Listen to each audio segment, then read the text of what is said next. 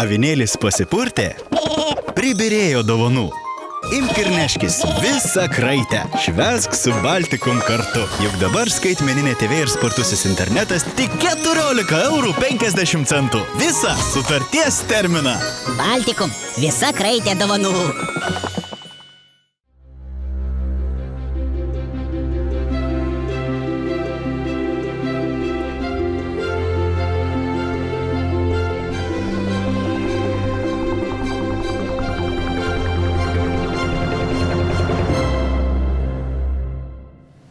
Sveiki, metas Baltikum televizijos žinioms. Pradžioje naujienos trumpai. Sulaikytas verslininko Vilmanto Dundulio nužudymu įtariamas klaipėdietis. Jis po miestą vaikščiojo su užtaisytu ginklu.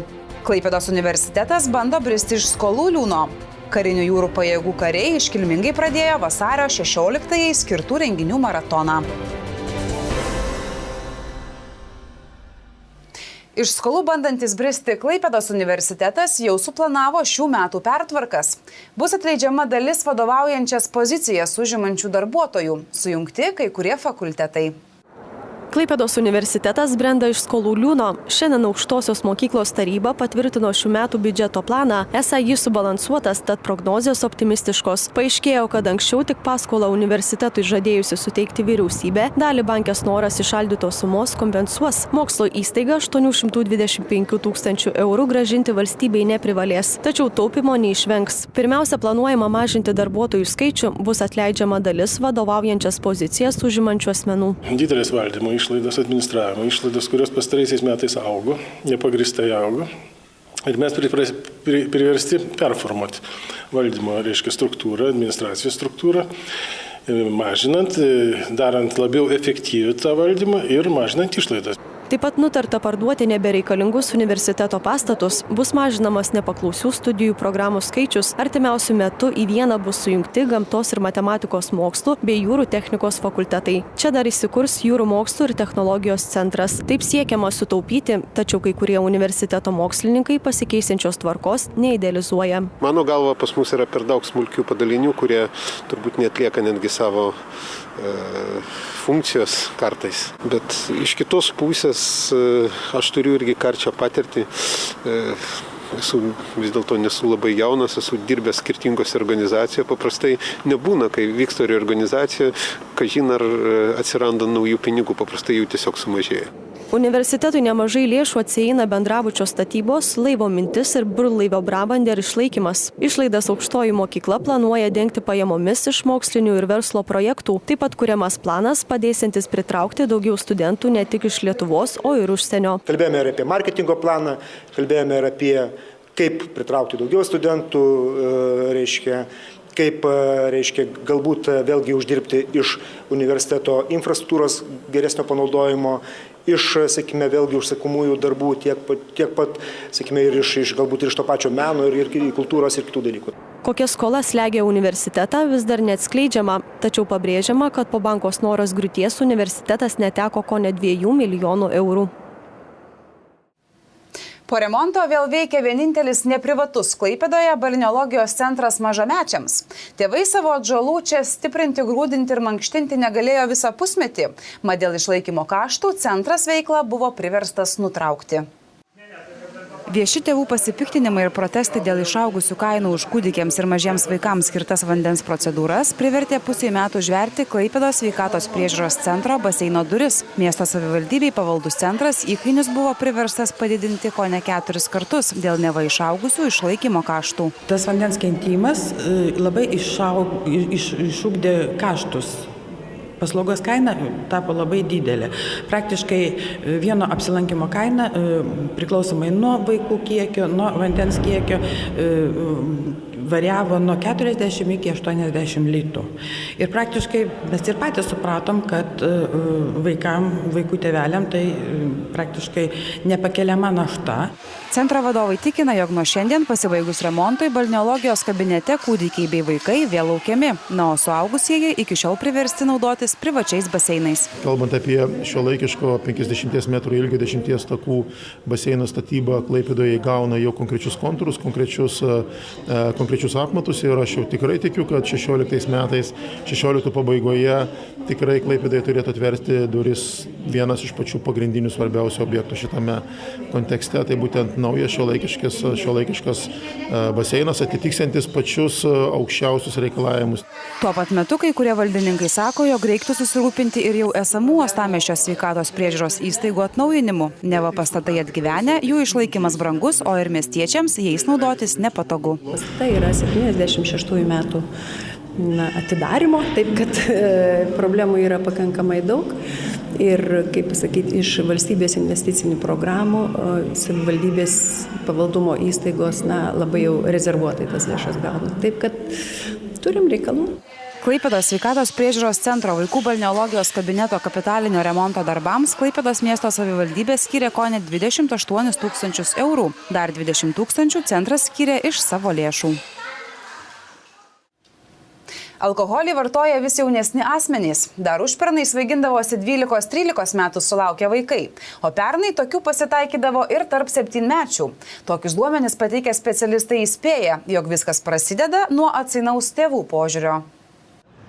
Lietuva yra net 3 pasaulyje pagal alkoholizmo tarp jaunuolių paplitimą. Pavyzdžiui, mūsų šalyje kas savaitę alkoholį vartoja kas 4 15-metis. Dalis paauglių net atsiduria priklausomybės centruose.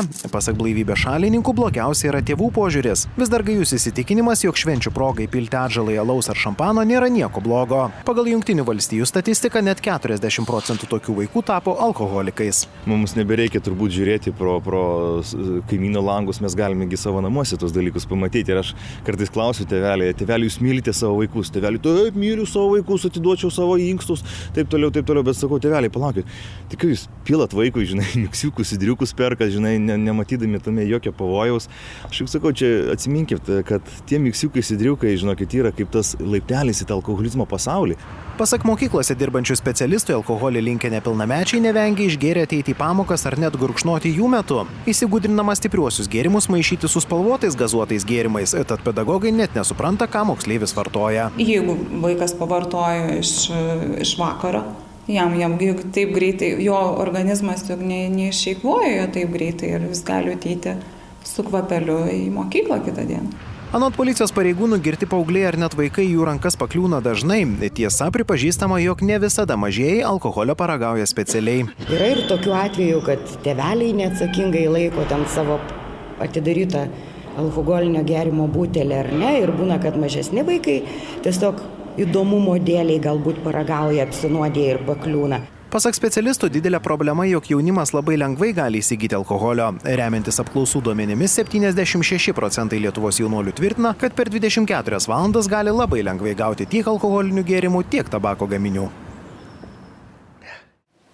Pareigūnai sulaikė įtariamąjį verslininko Vilmanto Dundulio nužudimu. Paaiškėjo, jog jis po miestą vaikščiojo su užtaisytu pistoletu. Manoma, jog vyriškis ginklo bandė griebtis ir sulaikymo metu. Įtariamąjį verslininko nužudimu teisėsaugininkai pasitelkė antiteroristinių operacijų rinktinės Aras kovotojus, žaibiškai ant grindinio patiesė po to, kai jis išėjo iš kavinės. Sulaikomas 26 Marius Jonkus pasipriešino pareigūnams. Pas jį aptiktas užtaisytas pistoletas ir nemažai šovinių. Tai buvo labai netikėta įtariamajam.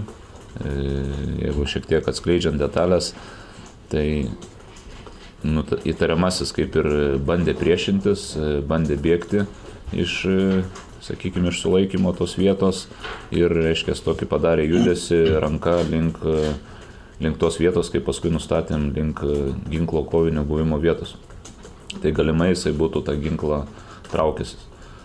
Bet, kaip minėjau, tas žaibiškas buvo sulaikymas ir tokių galimybių jisai neturėjo. Auka ir įtariamasis iki susitikimo Vilmanto Dundulio tėvų namuose nebuvo pažįstami. Verslininkas ketino parduoti savo legaliai laikytą pistoletą. Pas įtariamąjį aptiktas ginklas yra tas pats, kuriuo buvo paleistas šūvis verslininkų į smilkinį ir kuris buvo pagrobtas po nusikaltimo. Balistinė ekspertizė užtrunka pakankamai ilgą laiką. Kol kas tiesiog kitais tyrimo duomenimis grindžiam išvada ir manom, vėlgi pagal ginklo identifikacinius požymius, kiekvienas ginklas turi numerius, kad tai yra tas pats ginklas, kuris prieš tai priklausė žuvusiajam. Kol kas pagrindinis Dundulio nužudimo motyvas lieka neatskleistas. Pareigūnų nuomonė su užtaisytų pistoletu po miestą vaikščiojęs vyras buvo labai pavojingas ir neprognozuojamas. Jis galėjo planuoti vykdyti ir daugiau nusikaltimų. Apie jo pavojingumą byloja 2009 metais įvykdytas juvelyrinės parduotuvės Klaipėdoje Tiltų gatvėje apiplėšimas. Už tai jis pataisos namuose atsėdėjo 4 metus ir beveik prieš 1,5 metų išėjo į laisvę. Apiplėšimo metu, reiškia, jisai buvo pridėjęs, kaip žinoma iš ekspertizių, dujinį ginklą, reiškia, pardavėjai prie galvos. Ir pardavėjas ten pasipriešino, nukreipė, reiškia, tą ginklą dviese rankos sukibusios, nukreipė tą ginklą į viršų ir, reiškia, jisai padarė 2 šūvius. Ir paskui pabėgo iš įvykių vietos, ten buvo sulaikytas operatyviai. Manyta, kad jis galėjo įvykdyti ir daugiau nusikaltimų, tačiau tuomet to nepavyko įrodyti. Verslininko nužudimų įtariamą vyrą šiandien teismas leido suimti maksimaliam terminui – 3 mėnesiams. Karinių jūrų pajėgų kariai iškilmingai pradėjo vasario 16 skirtų renginių maratoną. Tačiau kai kurie klaipėdiečiai šią valstybinę šventę linkę pamiršti. Jiems svarbesnė Valentino diena. Iškilmingai kyla vėliavos išsirikiavę karinių jūrų pajėgų kariai, visą tai skirta vasario 16 Lietuvos valstybės atkūrimo dienai paminėti. Pasak karininkų, tvyrant geopolitiniai įtampai, valstybinių švenčių minėjimas stiprina pilietiškumą, tik taip galime įrodyti, kad esame vieningi. Atsižvelgiant ir tą tarptautinę politiką, ir atsižvelgiant į tarptautinę situaciją dabar, mūsų jaunimas galbūt ir ne iki galo dar supranta, kas vyksta mūsų pašonėje. Todėl mes ir skatinam tą dieną ir minime ją kasmet vasario 16, minim ne tik savo padaliniuose. Labiausiai nusipelniusiems kariams šiandien iškilmingai įteiktos padėkos, apdovanojimai ir paskatinimai kariams įteikti ir už pavyzdingą tarnybą bei darbą NATO veikloje. Bus apdovanoti kariai, dalyvavę NATO junginyje šių metų rugpjūčio gruodžio mėnesį. Taip pat bus apdovanoti kariai, kurie gerai tarnauja, galbūt medaliais, galbūt padėkomis. Tiesiog visiems bus pasakyta ačiū už gerą tarnybą. Tačiau kol kariai kviečia būti pilietiškais ir nepamiršti dalyvauti vasario 16 dienai skirtuose renginiuose, dauguma kalbintų klaipėdiečių švęs Valentino dieną. Jie esą kur kas mielesnė. Man tai galbūt ir 14 iš tikrųjų. Vis dėlto laimingas gyvenimas tai yra šventė. Reikia mylėti, gerbti vieni kitus. Vasario 16 ar vasario 14? 14. O kodėl? Nes tai meilės diena. O vasario 16 ką jums reiškia? Nešvenčiu aš jas. Mano abejas vienodas iš tikrųjų, bet vasario 16 vis tiek čia širdį didesnė šventė. Nuo renginių gausos šį savaitgalį tikrai gali susisukti galva. Pajūryje šurmuliuos stintų šventė, meilė tėvynei ir artimui išpažinti kvies šviesų festivalis, sekmadienių užgavėnių linksmybės, o pirmadienį miestiečiai kviečiami dalyvauti iškilminguose vasario 16 dienos renginiuose. Tiek naujienų, netrukus apie orus, o po jų laida laukinės gamtos ginklai. Gražaus savaitgalio.